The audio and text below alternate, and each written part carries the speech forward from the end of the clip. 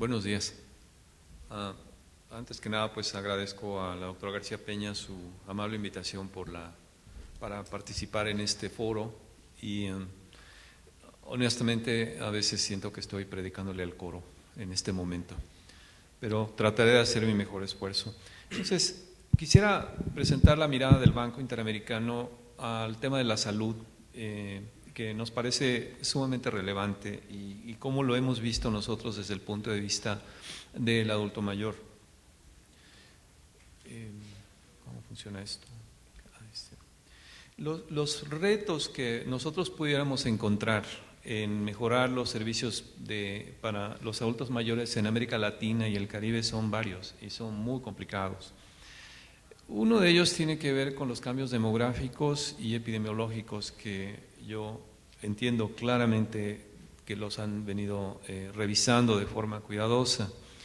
Segundo es el incremento en la prevalencia de las enfermedades crónicas y el tercero es una agenda todavía no terminada de morbilidad y mortalidad prevenibles. Lo que hemos observado básicamente es que en la trayectoria de vida de cualquier persona, sobre todo en América Latina, vivir en condiciones vulnerables desde el inicio, prácticamente desde el embarazo, tiene repercusiones hasta edades posteriores. Entonces, el banco sigue todavía insistiendo y efectuando un enorme trabajo en el área de salud materna y salud infantil. Y ahora está virando hacia la atención a las enfermedades crónicas. El segundo punto que podemos tocar es la presión que se tiene en los presupuestos en salud. Aquí vale la pena aclarar que en muchas ocasiones el tema no es el recurso. El tema básico es la combinación entre los recursos, la disponibilidad de personal preparado, la disponibilidad de tecnología, de infraestructura y de un sistema fiscal robusto. Entonces, en muchos países es posible ver que los recursos existen, pero no es posible llevar la atención médica a lugares lejanos, porque los profesionales no aceptan simplemente trabajar en esos lugares. O sea, hay un tema de una combinación muy importante que vale la pena. Por otro lado, los sistemas de salud no están evolucionando de manera paralela con las necesidades de salud de los adultos mayores.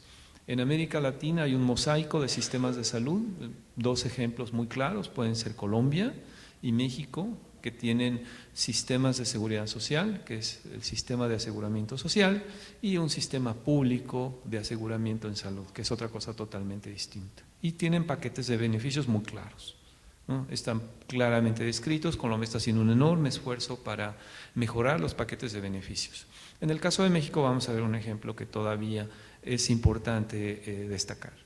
Y otros países no tienen ese nivel de desarrollo, ¿sí? Honduras, Nicaragua, El Salvador tienen todavía un interés fundamental de satisfacer la demanda de la población, no específicamente por grupos de edad. Y finalmente, los sistemas nacionales de retiro que sean capaces de proporcionar un nivel adecuado de apoyo para los adultos mayores sin imponer una carga pesada para la población joven.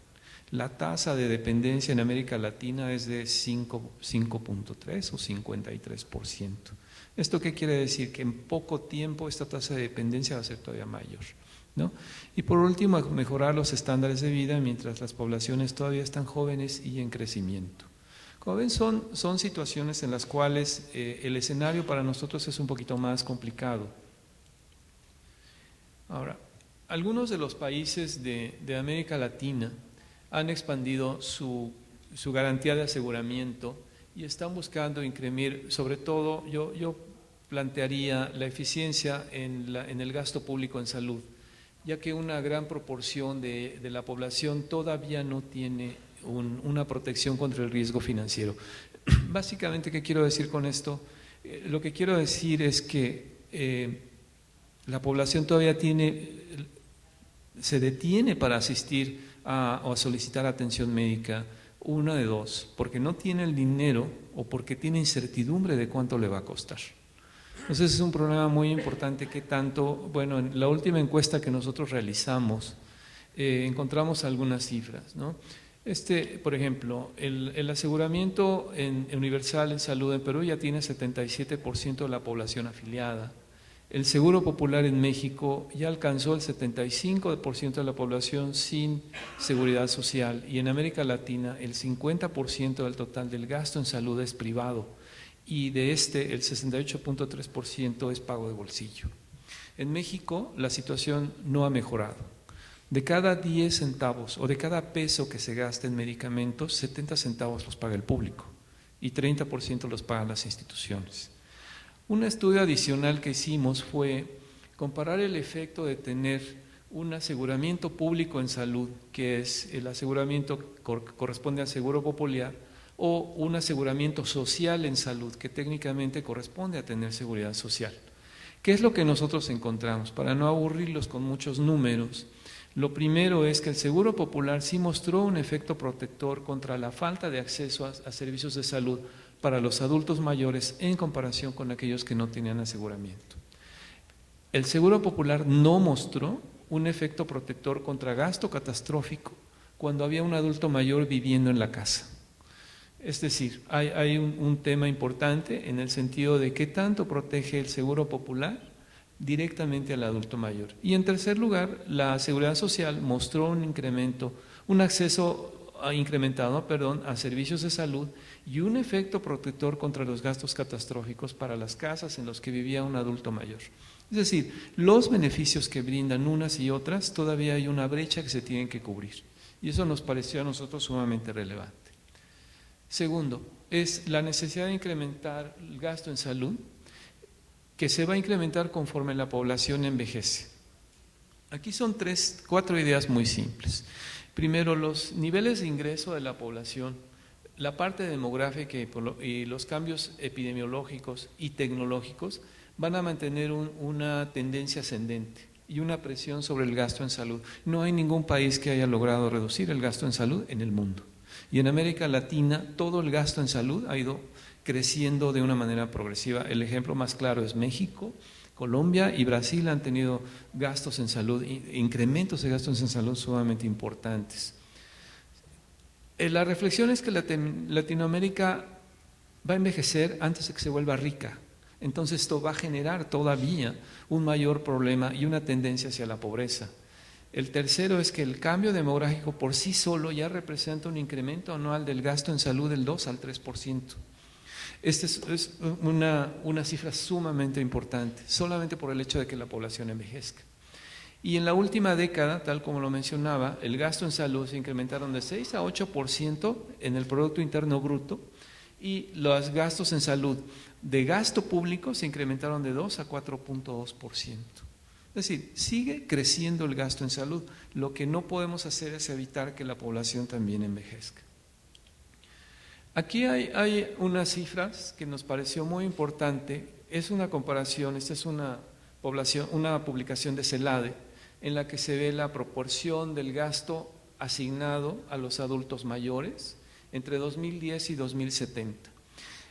El patrón A es el patrón que siguen los países desarrollados y el patrón B es el patrón que siguen los países de economía media. Como ustedes pueden ver, el gasto en salud se va a incrementar de una manera prácticamente logarítmica en cada uno de los países de América Latina. Sí, la preocupación básica es cómo se va a cubrir este gasto en salud si se va a incrementar en un periodo muy corto. ¿Por qué es importante el periodo? Creo que alguien seguramente ya lo ha mencionado previamente, la velocidad con la que México va a envejecer en 25 años lo que Francia envejeció en 120 años. Entonces, la velocidad de envejecimiento realmente es importante. Esta es otra gráfica donde se ilustra cuál va a ser el crecimiento del gasto en salud en Brasil a partir de 2008. Esto lo hizo Amanda Glassman, está publicado en Health Affairs, y ella ve cómo en su estudio va creciendo. Me parece que este es hipertensión o cáncer. Es el gasto en salud más importante, ¿sí? Es decir, está identificado cuál es el gasto en salud que vamos a tener por condiciones crónicas, y dentro de estas condiciones crónicas una gran proporción son adultos mayores, ¿sí? Ahora, la siguiente reflexión es que la mayoría ya vive más. El problema no es vivir más, es vivir con una mejor salud. Y entonces lo que se ha encontrado en el caso de la población de adultos mayores son, primero, el 23% del peso global de la enfermedad, de muerte y enfermedades en personas mayores a 60. En segundo lugar, esto es atribuible a enfermedades crónicas, y estas son las enfermedades crónicas más importantes que afectan a la población. Y este es el ejemplo que se da, este es del Instituto de Métrica, donde se analiza cómo ha sido en América Latina y el Caribe la evolución. Y como ustedes pueden ver, prácticamente todas, a excepción de la neumonía y de accidentes y fuerzas de la naturaleza, son enfermedades crónicas, y cómo esto se va a ir incrementando progresivamente. Es decir, ya tenemos un porcentaje muy significativo de enfermedad cardiovascular como primera causa de muerte, que es el color naranja, y como muerte prematura es el color gris. Como ven ustedes, la mayoría de estas son enfermedades crónicas. Sí. Ahora, ¿qué es lo que nosotros hacemos? Tratando de aportar en este sentido, lo que nosotros hacemos es enfocarnos en estos aspectos desde la División de Protección Social y Salud, que son, primero, los sistemas de salud desde el punto de vista de financiamiento y políticas y servicios. Y entonces tenemos intervenciones que van a nivel regional, a nivel nacional o a nivel local. Esto dependiendo fundamentalmente, yo diría, principalmente de la solicitud de los países miembros del banco. Es decir, tenemos dos estrategias, una estrategia incremental. La estrategia incremental quiere decir la aportación técnica y el valor agregado, y una estrategia financiera que es reactiva y en muchos casos obedece a las necesidades específicas de los países. Los elementos más importantes que tenemos son, primero, esto ya lo acabamos de ver hace un momento, es lo siguiente: los más pobres y los más jóvenes son los que están expuestos en mayor proporción a los riesgos o factores de riesgo de enfermedades crónicas. Y este proceso de coexistencia y cambio es en términos de problemas de salud que resulta en estas tres vertientes: una vertiente de costo social, una vertiente de costo económico y una vertiente de costo fiscal. Les puedo dar un ejemplo verbalmente. Puede ser que algunos de ustedes lo conozcan, que es la enfermedad renal de causa desconocida en América Central. La enfermedad renal de causa desconocida en países como El Salvador y Nicaragua afecta a 1 de cada 4 adultos jóvenes. Y además, la expectativa de vida que tienen ellos es de 50 años. Es decir, el deterioro en el estado de salud es muy importante, y esto se debe básicamente a las condiciones de trabajo, a la exposición a pesticidas y al trabajo en altas temperaturas. O sea, sí hay un elemento muy importante de factores de riesgo en el cual nosotros analizamos justamente esta coexistencia. La muerte prematura es otra de las cuestiones que genera pobreza. ¿Qué es lo que hacemos entonces? Primero, es mejorar la salud de la población y seguir contribuyendo con la protección financiera, cerrar las brechas de equidad y buscar la sustentabilidad financiera. Es decir, el punto del banco no es únicamente otorgar préstamos, sino lo que nosotros hacemos en el caso de salud es esto básicamente. Estos son los grupos en los cuales estamos enfocados: mujeres embarazadas, madres y niños, pacientes con enfermedades crónicas y familias vulnerables. Y lo que hacemos es diseñar, implementar y evaluar diferentes tipos de estrategias, y las últimas que estamos midiendo específicamente son alianzas público-privadas para abordar el problema. Entonces son 4 metas. Las metas posiblemente no se pueden leer, pero tienen que ver básicamente con la mejora en el estado de salud, con la mejora en el acceso a los servicios, con la protección financiera y básicamente con el fortalecimiento de los sistemas de salud en conjunto. ¿Sí? ¿En dónde trabajamos? Bueno, trabajamos en estos 21 países, en las regiones más pobres, ¿sí? Y ahora nuestro portafolio, además de abordar el tema de la agenda todavía no terminada para mujeres embarazadas, madres y niños, estamos enfocando la mayor parte del portafolio en fortalecer la salud y la promoción de atención preventiva, detección y tratamiento costo efectivo de enfermedades crónicas. Evidentemente, pues no es posible aquí hablar de todos los proyectos. De manera muy sencilla voy a mencionar 2 vertientes. La primera, en estos países perdón, que son Argentina, Brasil, El Salvador, Nicaragua y Trinidad y Tobago, estamos invirtiendo en fortalecer la atención primaria y la red de servicios alrededor de esta para la prevención y manejo de enfermedades crónicas. Las redes de servicios desde el punto de vista nuestro y la atención primaria han cambiado considerablemente. Tiene mucho que ver con la atención a padecimientos de alta complejidad, que muchos de ellos lo sufren adultos mayores, ¿sí? Tiene que ver con una interrelación entre los distintos niveles de atención, un poco lo que mencionaba el doctor Gutiérrez previamente, y que todavía no se ha podido institucionalizar por la debilidad de los sistemas de salud de América Latina. El segundo aspecto en el que estamos trabajando es la promoción de mecanismos de pago para los proveedores. Y este mecanismo de pago específicamente tiene que ver con las actividades de prevención y promoción de la salud en estos países. Es decir, estamos buscando que se mejore el desempeño a través de incentivos específicos. Y por otro lado, estamos utilizando herramientas para un mejor uso de la tecnología en salud.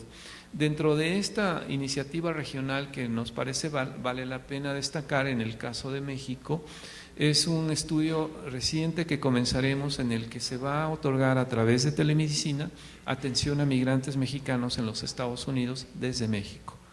Como algunos de ustedes saben, hay 52 consulados que tienen ventanillas para la salud y hay 13 millones de migrantes tabulados como legales en los Estados Unidos.